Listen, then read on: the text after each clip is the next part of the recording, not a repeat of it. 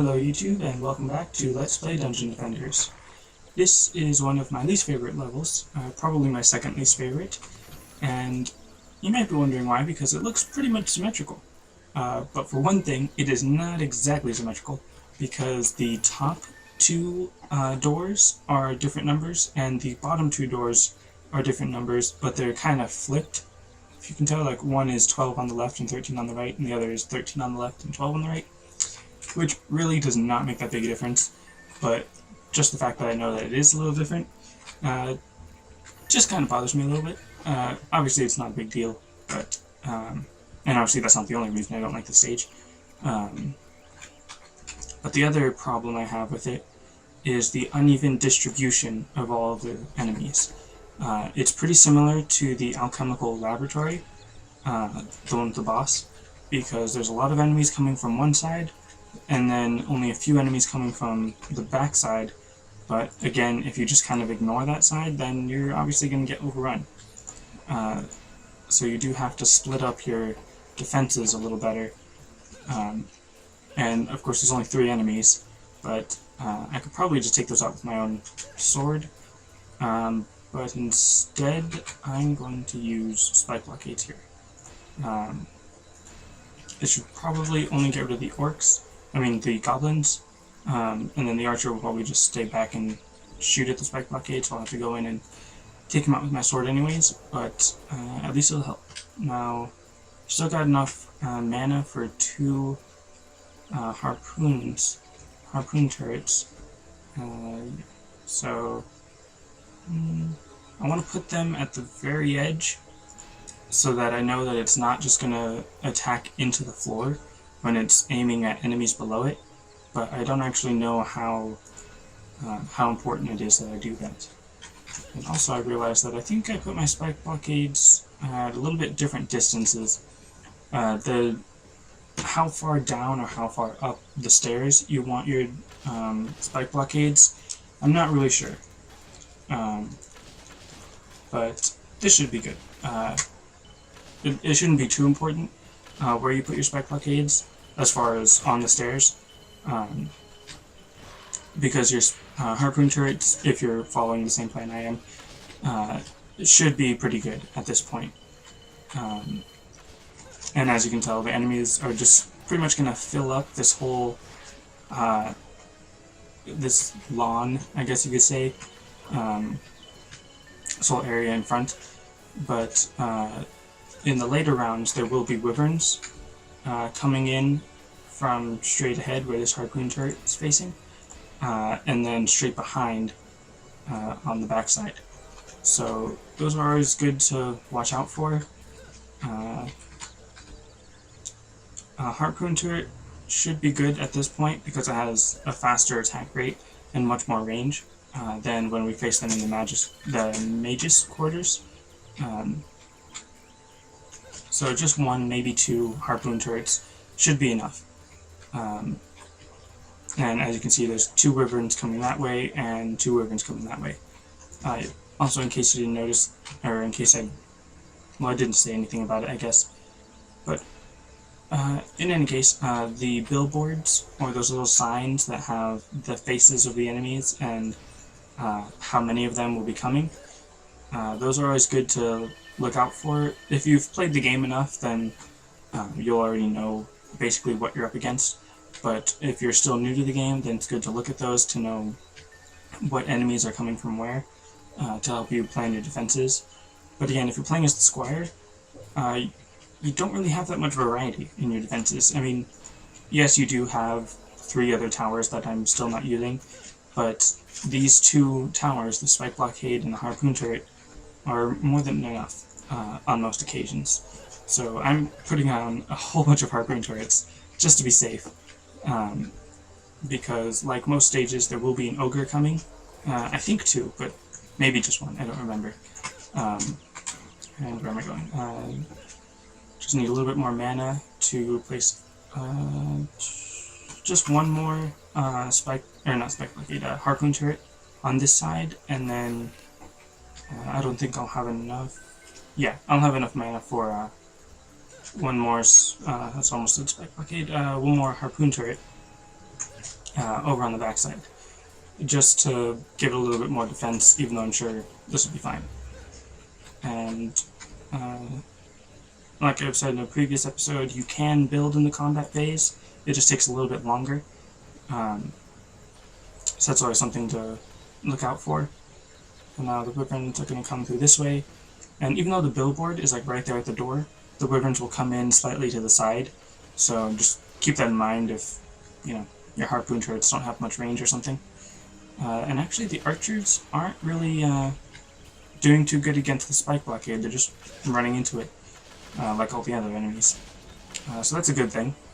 I'm not entirely sure why they do that, because on most occasions, especially on the deeper well, they'll just stand back and shoot the spike blockade. I'm not sure if it has to do with the spike blockade being above or below them, because in the deeper well they were up above them on the stairs, where in here they're below them on the stairs, I guess. So I don't know if that actually has anything to do with why they do or don't attack them. Haven't really looked into that. But here, I mean, my harpoon turrets are just killing everything in one shot, pretty much. So that's always nice. I really probably don't need all these harpoon turrets.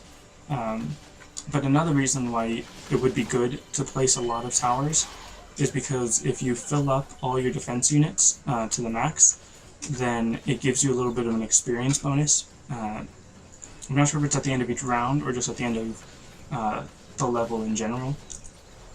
But either way, if you fill up your defense units, then it'll give you a little bit more experience, and that's always helpful. Even though you should be pretty good as long as you sort of follow the same plan. Now let's see, if you go to the middle mouse button, it brings up this wheel. If you go to summon defenses, then it can also tell you how many defense units each weapon is. Now, I really don't need a bouncer blockade, but I only need 4 more defense units to fill up my defense units. So I'm just going to place a bouncer blockade here. It's not really going to be helpful at all, but it fills up my defense units, so it gives me more experience. And I am very confident with how many harpoon turrets I have, especially because they've been killing all the enemies in one hit. Now, I know the enemies... anyways, the harpoon turrets, they might be killing all the enemies now in one hit, but occasionally the enemies will get stronger, so that is something to watch out for, because especially on the last wave, even if there is an ogre, sometimes the goblins or some other enemies will kind of get that rank up and have that extra carrot above their head, which means I'm pretty sure it means that they'll do more damage and they'll have more HP, and I think it even means they walk a bit faster. I'm not 100% sure on that one, but also now back here, because the harpoon turrets don't have too good of a range, sometimes these enemies will be out of the range of the spike blockade for some reason, and out of the range of the harpoon turret. So always keep an eye on that with the minimap, and just go in there and take them out when you can. And I probably could have placed those harpoon turrets a little better, but it doesn't really matter because not that many enemies come from that bay, and they're enough to kill the wyverns, which is my main priority for the harpoon turrets on that side. The spike blockade can take care of all the other enemies. And sometimes I like to just go in and take care of these by myself, just so that I feel like I'm actually doing something and trying to speed along the level. Because you also get more experience the quicker you defeat a level. So the way I'm doing it now, I'm focusing all of my defenses close to the crystal, so that I know nothing's getting to the crystal, because I've got all my defenses around it. But another strategy that I don't think I've actually used before is to put your defenses more in this little doorway, so that you're containing all the enemies near their door and killing them quickly, so that you can have a shorter round time or wave time or whatever, and therefore get more experience. Which, as I think I kind of started mentioning earlier, if you've been playing the game the way that I've been playing it, you should be pretty good on experience, because obviously this is pretty easy and I'm not doing any kind of grinding or training off screen. This is all as good as you are if you just do what I've been showing you. The game is pretty good at that, where if you just keep playing at a certain pace, it'll still be, a little challenging if you don't know what you're doing, but fairly simple if you do know what you're doing. You could skip ahead a couple levels to give yourself more of a challenge, because then the enemies will be a little stronger than your character will be used to, or you could go back and replay a couple levels to give yourself a little bit more of an experience boost, and be a little better. And as you might be able to tell, there are now red goblins, which means, like I said, they have more health and I think do a little more damage. And here, I even said last round that you need to keep an eye on these, because these enemies are not within the attack range, I guess, of the spike blockades, which means I probably could have placed them a little better, like which way they're facing, but they do their job in keeping the enemies away from the crystal. So that's really all I need to care about, or all I need to focus on. And I did just level up, but because I was upgrading or repairing, it didn't automatically take me to the level up screen, which is fine.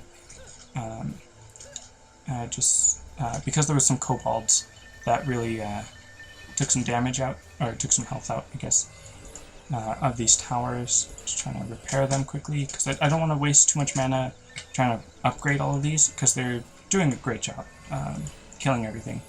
So just repairing them a little bit, and check my upgrade. What's good is that even though you start off only getting like 2 points per level to upgrade, as you gain more and more levels, they give you more and more points to put into your stats, which is nice. But there's a long period where you're only getting 4 points, so I just put them all in evenly, even though with my little OCD-ness, there is one of my stats that I've upgraded 1 point less than all the other stats. So once I get to the point where I can upgrade by 5 points each round, then it'll finally even out, but then I'll have 5 points to put into all those stats, so then it'll always be that one extra that's getting 1 extra point, so it's fine. But obviously for people that are literally OCD, then that might be a bit of a problem for them. Anyways, there's the ogre, way over there, and as you can see, there's tons of enemies, and I should probably go back there to make sure those spike blockades are okay, but they'll be okay for a little while. They're not in very serious danger, and I'd rather keep an eye on this ogre, because he is very powerful, but hopefully, because I do have all those harpoon turrets, they will be able to take him out. They're doing about 2,000 every time they shoot, so they're good.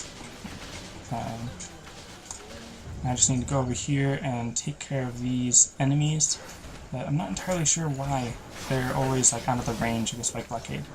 Because the spike blockade is good, but as you can tell, sometimes the enemies aren't quite close enough. And there. Okay, so now I just need to worry about the wyverns, but those 2 harpoon turrets are good enough to take care of them all. And another reason why it's a good thing I put so many harpoon turrets on the side, is because there's so many enemies flying in from so many different areas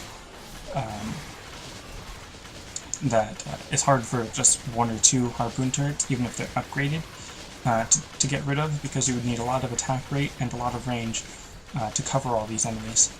Also, because they're a little bit higher, their pierce ability isn't quite as strong, because they're sort of shooting into the ground rather than shooting through the crowd. So that's another thing that you should think about. And this spike blockade, it's getting pretty low, but I'm almost at the end of the round, so I don't want to use any mana. Not like it really matters, because you don't really carry mana over from one level to the next, and I'm not storing any mana because I've got almost 2 billion, so it's not really a point in me saving mana, but just for anyone that is watching and actually trying to save mana, I'm just trying to show you guys little tricks, or tips, I guess. And there's still a bunch of equipment that would probably be more helpful, but nah, I don't need it, clearly. Alright, because really, I personally haven't really seen that great of that much value in the equipment, unless you're putting more mana into it. but it's really up to you. Every little point will help, and this one is actually helpful to me because it increases my hero casting rate, which, again, it doesn't really make that big of a difference, but like I said, every little point counts. And this one increases my movement speed, definitely getting that one. Alright, so that's it for this episode. Thanks for watching, and I'll see you next time.